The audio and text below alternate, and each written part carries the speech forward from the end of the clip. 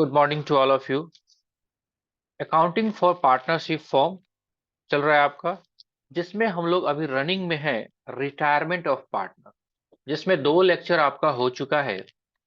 और आज के कॉन्सेप्ट में, आज के लेक्चर में हम लोग ये सीखने का कोशिश करेंगे कि रिटायरमेंट के केस में गुडविल का कैसे एडजस्टमेंट होता है। तो सबसे पहले ये सारी बातें ऑलरेडी आपको डिस्कस किया जा चुका है कि गुडविल क्या है, इसको कैसे एडजस्ट करते हैं, ये सब बातें। राइट। तो अगर इसको हम थोड़ा सा स्लाइटली हम वन बाय वन लेके चले, तो थोड़ा सा हमको एक बेसिक कॉन्सेप्ट का आइडिया भी लेना पड़ेगा, थोड़ा सा, ज्यादा नहीं, क्योंकि ऑलरेडी इस पे बहुत टाइम लगा चुके हैं हम लोग। अब दोबारा से इस पे टाइम लगा के बहुत ज्यादा वेस्टिंग टाइम का करना मेरे हिसाब से उचित नहीं है। फिर भी एक बार आपको थोड़ा सा आइडिया दे देते हैं हम। गुडविल क्या है, ये सारा लोग हम लोग देख चुके हैं। Goodwill, it's nothing else, it's just a reputation of business. किसी भी बिजनेस का मान सम्मान जिससे पैसे प्रॉफिट के फॉर्म में जनरेट होते हैं, वो गुडविल कहलाता है। अब अपने केस में अब अपने केस में गुडविल का जो रिटायरमेंट का केस चल रहा है आपका, इस केस में गुडविल का क्या रेलेवेंस है। सपोज दैट हम 3 पार्टनर थे, हम लोग आयुष, तुलसी एंड राकेश। राइट। ये तीनों पार्टनर थे, और ये 3 लोगों ने कब से काम शुरू किया था। हाँ जी, 2013 से मान लेते हैं। 2013 से हम काम कर रहे थे, और 2023 में आके हमारा ये डिसीजन होता है कि मिस्टर राकेश जो है फॉर्म से रिटायर होंगे।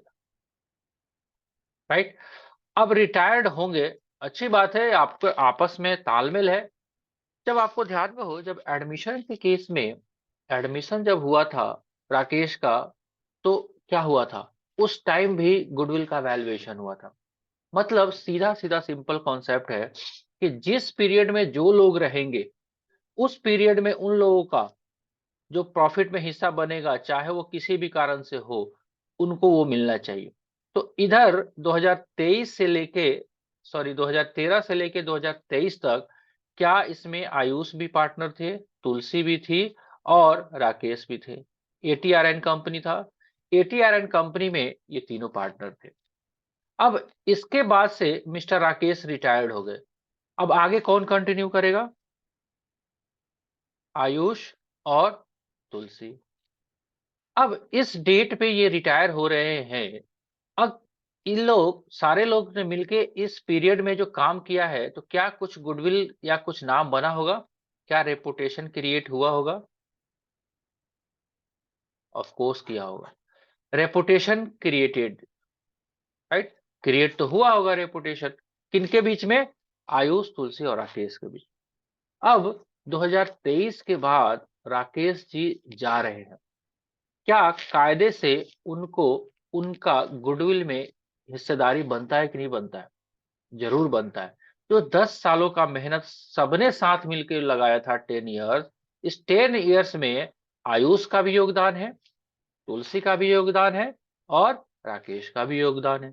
इन तीनों ने मिलकर इस बिजनेस को डेवलप किया था। अब क्योंकि राकेश रिटायर कर रहे हैं, तो वो रिटायरमेंट के टाइम में ये तो कहेंगे ना, जो पार्टनर रह जाते हैं, देख भाई, 10 साल हम सबने मिलके इस बिजनेस को सींचा है, इस बागवा को हरी भरी की है, तो इसमें जो हमने नाम बनाया है, वो नाम का आज वैल्यूएशन करो, और उसमें जो मेरा हिस्सा होता है वो मुझे दो।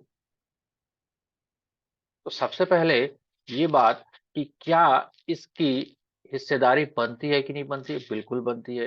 क्या गुडविल का वैल्यूएशन होना चाहिए कि नहीं, मुझे बिल्कुल होना चाहिए। क्यों होना चाहिए, क्योंकि 10 सालों के नाम में कुछ ना कुछ नाम बना होगा।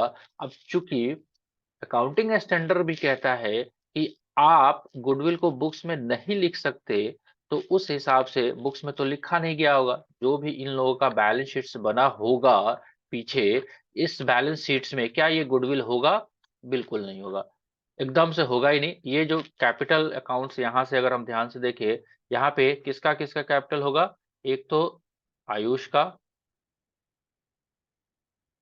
राइट, आयुष कैपिटल, तुलसी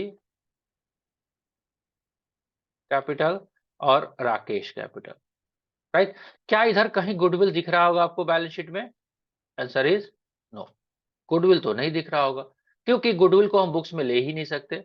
अब जो इसके पीछे का कारण है कि आपका गुडविल का वैल्यूएशंस होना और उसका एडजस्टमेंट होना, ये सारी बातें कर करके हम लोग पक चुके हैं। आप पीएसआर में भी वही किए, एडमिशन में भी वही किए। अब थोड़ा सा यहाँ पे केवल एग्जिस्टिंग देखना है कि कैसे इस तरह बुक्स में एडजस्टमेंट होगा। सिंपल सा बात है, जब एडमिशन हमने किया तो गुडविल का पैसा इनकमिंग पार्टनर लेके आया, रिटायरमेंट में क्या होगा? यस लेके जाएगा, जाएगा। लेके जाएगा। अब चूंकि गुडविल को आप बुक्स में रेज नहीं कर सकते, तो आपको क्या करना पड़ेगा? Adjustment through capital. तो जो भी वैल्यूएशन होगा, उस गुडविल के वैल्यूएशन को किस रेशियो में? जो रिटायरिंग पार्टनर है वो सैक्रिफाइस करेगा, और जो कंटिन्यूइंग पार्टनर है या रिमेनिंग पार्टनर है वो गेन करेंगे, आइदर वन और ऑल। सारे के सारे गेन कर सकते हैं या उनमें से कोई एक गेन कर सकता है। तो जो पार्टनर गेन करेगा उसके कैपिटल को डेबिट कर देंगे, और जो पार्टनर सैक्रिफाइस करेगा यानी कि रिटायर कर रहा है उसके कैपिटल को क्या कर देंगे? हम क्रेडिट कर देंगे। तो क्या हमारा बात बन जाएगा? बिल्कुल बन जाएगा। अब इस कॉन्सेप्ट को एग्जाम्पल के माध्यम से हम कोशिश करते हैं देखने की। ठीक है जी, ये जो नोट्स है हमारे पास अवेलेबल है, इसमें इलस्ट्रेशन नंबर 16 हमारे पास जो एग्जाम्पल के तौर पे निकल के आ रहा है उसके माध्यम से देखिए। चलिए क्वेश्चन से एक बार रीड करते हैं। कहता है L M N R three partner sharing profit loss in the ratio of 4:3:2। इनका प्रॉफिट शेयरिंग रेशियो कितना है? 4:3:2। ठीक है जी। एम रिटायर्स, कौन रिटायर हो रहा है? ये वाला बंदा जा रहा है, बीच वाला। And the goodwill is valued at 1,08,000। चलिए जी, कुछ काम आसान हुआ आपको? कुछ लग रहा है क्या आसान हुआ? यहाँ पे हमसे यहाँ पे गुडविल का वैल्यूएशन नहीं करवा रहा है, गुडविल का वैल्यूएशन नहीं करवा रहा है, आपको पका पकाया खाना दे दिया, नहीं तो हम मेथड लगाते और करते। तो गुडविल कितना निकल के आया? 1,08,000। तो जो भी एल एम एन तीनों पार्टनर थे उनका गुडविल का हिस्सा जो है, सॉरी गुडविल का उनके फॉर्म का वैल्यू जो है वो 1,08,000 है। और भी इंफॉर्मेशन है, no goodwill accounts appear as at in the books of the firm. L and M will share profit in the future in the ratio of 5:3 respectively। देखो इस केस में स्पेशल आपको दे दिया, मतलब हम बात करें अगर ओल्ड पीएसआर का, ये क्वेश्चन में दे दिया आपको old PSR 4:3:2, new PSR questions में दे दिया 5:3 गिवन। अगर ये नहीं देता, अगर ये सिचुएशन नहीं रहता तो हम क्या करते? सीधे सीधे इसमें से एम को उड़ाते और मेरा प्रॉफिट शेयरिंग रेशियो 4:2 होता। अब चूंकि ऐसा नहीं कर सकते इस क्वेश्चन में, because as specifically question is given new ratio will be 5:3। इतना बात समझ में आता है आप लोगों को? तो हमारे पास न्यू रेशियो और ओल्ड रेशियो दोनों गिवन है। क्या हम गेन सेक्रीफाइस निकाल सकते हैं? चलिए सेक्रीफाइस की बात करें तो सबसे पहले 4:3:7:2 9, 3/9, ये एम तो सेक्रीफाइस कर रहा है कंफर्म, इसमें तो कोई दो राय नहीं है, इसमें तो कोई दो राय नहीं है कि एम रिटायरिंग पार्टनर है, ये सेक्रीफाइस कर रहा है। अब रहा बात 4/9 और 2/9, राइट, ये है एल और एन का, एल और एन का। तो इनका ओल्ड रेशियो अगर 4/9 है और इनका न्यू रेशियो एल की हम बात करें, न्यू रेशियो है 5/8, कौन बड़ा है? गेन या सेक्रीफाइस कौन बड़ा है? इसके लिए भी हमने एक शॉर्टकट अपनाया था कि अगर ऐसा पता नहीं चलता है तो हम लोग क्या करें, ऐसे देख लेते हैं, ऐसे क्रॉस मल्टीप्लाई करके। राइट, चलिए जी, 4×8 = 32 और 9×5 = 45। राइट, 32 पहले था, 45 अभी है, गेन करेंगे कि नहीं करेंगे? गेन करेगा। तो गेन करने के लिए अगर ऐसा सिचुएशन आए, अगर आपको पॉजिटिव में फिगर चाहिए तो आप क्या करो, न्यू में से ओल्ड लेस करोगे तभी पॉजिटिव फिगर आएगा। तो चलिए हम न्यू में से ओल्ड लेस करते हैं। न्यू है 5 माइनस 5 8 और ओल्ड है 4 9। चलिए कितना होगा, 8 9 72, 9 पचे 45, 9 अठे 72, 8 चौका 32, 45 में से 32 गया, 8 5 13, 13 डिवाइडेड बाई 72। राइट, ये क्या है, एल का गेन रेशियो है। एल का गेन रेशियो देखिए यहाँ पे सारा निकाला हुआ है, देख लीजिए।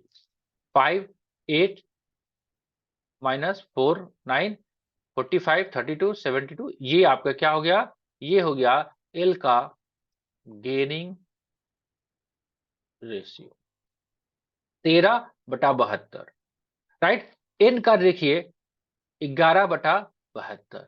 राइट, अब क्या ये जो 1,08,000 आया है, इसमें सबसे पहले जो रिटायरिंग पार्टनर है वो है एम, उसका कितना हिस्सा वो सेक्रीफाइस करके गया है वो देखिए। वो जा रहा है 3/9 छोड़ के, 3/9। 1,08,000 गुने 3/9 कितना हो जाएगा, 9 12 23 36,000। इतना तो क्रेडिट होगा, इतना क्रेडिट होगा किसके कैपिटल में, एम के कैपिटल में। अब जब हम एल और एन का निकालेंगे तो कैसे निकलेगा वो भी देखते हैं थोड़ा सा। 1,08,000 इंटू कितना निकाले, 13/72 करे क्या, हाँ जी 13/72। चलिए देखते हैं निकाल के।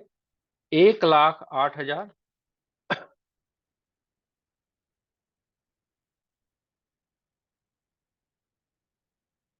सोचिए थोड़ा आप भी, कितना करें, 1,08,000 इंटू 13 डिवाइडेड बाई 72 कितना आ रहा है, 1,72,000 को 13 से गुना करेंगे तो 14,04,000 आएगा।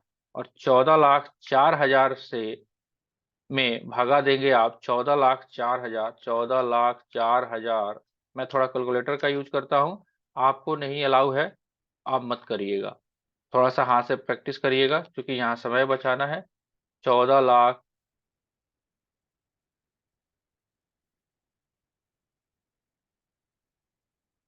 Divided by 72,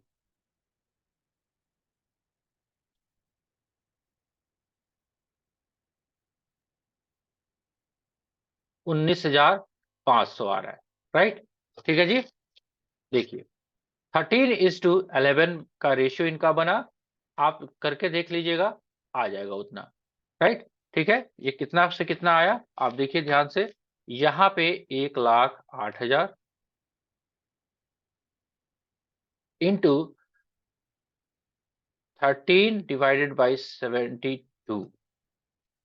right, 1,08,000 into 11 divided by 72।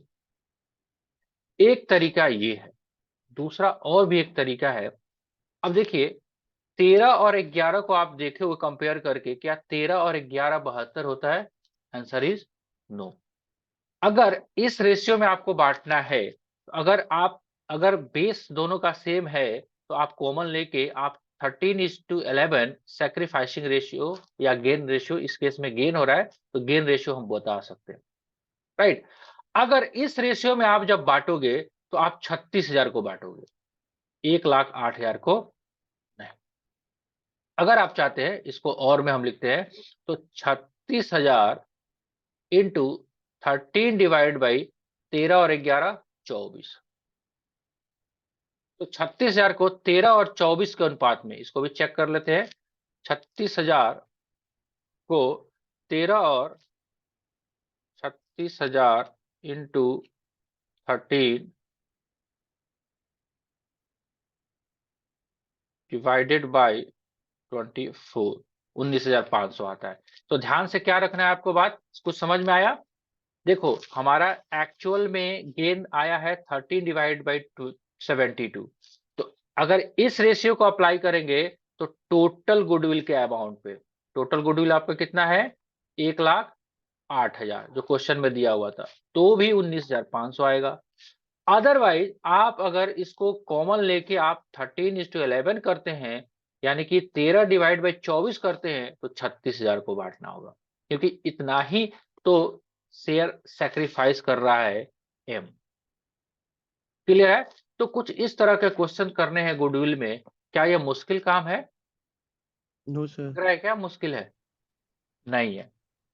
देखिए, मैंने पहले ही बोला था आपको कि पीएसआर का चैप्टर दबा के बढ़िया से कर लीजिए, है ना? आपको जब आगे हम एडमिशन में चले तो वहां पे भी फायदा होगा, और जब आप रिटायरमेंट डेथ में चलोगे तो वहां पे भी फायदा होगा। क्लियर है? चलिए, क्या आगे का कॉन्सेप्ट भी और करा दें, या आप पहले गुडविल का क्वेश्चन फिनिश करेंगे? कैसा आप बताते हैं, बताइए। करना आप ही को है, हम तो एक माध्यम है। हाँ जी, सर पहले गुडविल का क्वेश्चन पहले गुडविल का क्वेश्चंस सर। करिए। तो जो और दो छोटे-छोटे टॉपिक है, एक तो रिवैल्यूएशन का एडजस्टमेंट, वो भी किया हुआ है, मैं नहीं भी बताऊँ तो भी आप कर लोगे, उसमें मुझे विश्वास है।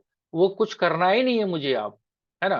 देखिए, जब आगे के क्वेश्चन जाओगे तो आगे 17 नंबर में देखिए आपको गुडविल का वैल्यूएशंस करवाएगा पहले, फिर एडजस्टमेंट कराएगा। तो सिंपल सा बात है, जो पैसा जिसका है उसको दे दो, बात खत्म।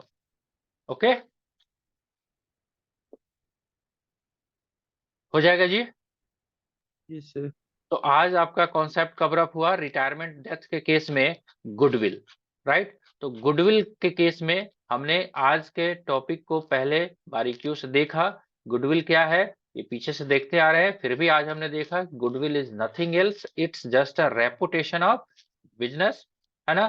क्यों जरूरत है इसका वैल्यूएशन? बिकॉज रिटायरिंग पार्टनर जो जा रहा है फॉर्म को छोड़ के, तो वो गुडविल का हिस्सा तो लेके जाएगा ना, उसने भी तो 10 साल मेहनत किया है, तो उसका भी बनता है कि नहीं बनता है? तो आपका जवाब आना चाहिए यस सर, बिल्कुल बनता है। और जब बन गया तो उसका इसका हिस्सा दे दीजिए, बात खत्म, राइट? तो कैसे एडजस्ट करना है? तो कैपिटल के थ्रू एडजस्ट करना है। जो पार्टनर सेक्रीफाइस करेगा, यानी कि रिटायरमेंट के केस में जो रिटायरिंग पार्टनर है वो तो ऑलवेज सेक्रीफाइस करेगा ही करेगा, उसके कैपिटल को क्रेडिट करेंगे। और जो जो पार्टनर गेन कर रहे हैं शेयर फ्यूचर में, उनके कैपिटल को हम डेबिट कर देंगे, हमारा काम फिनिश। ओके? चलिए, तो घर पे जो क्वेश्चन गुडविल का है कोशिश करिए कि आप इसको आज फिनिश कर लें, ताकि हम लोग कल रीवैल्यूएशन और साथ ही साथ रिजर्व को दोनों साथ में ही कर ले, क्योंकि इसमें कोई अब दम नहीं रह गया है। अब तो आप यूज टू हो चुके हैं। तो कोशिश करिए कि फटाफट आप क्वेश्चंस को करिए, और ये जो बगल में जो सीट है लगा हुआ वहां पे आके बैठिए, आप साथ में क्लास कराएंगे। ठीक है जी? चलिए, मिलते हैं नेक्स्ट लेक्चर में। तब तक के लिए जय हिंद।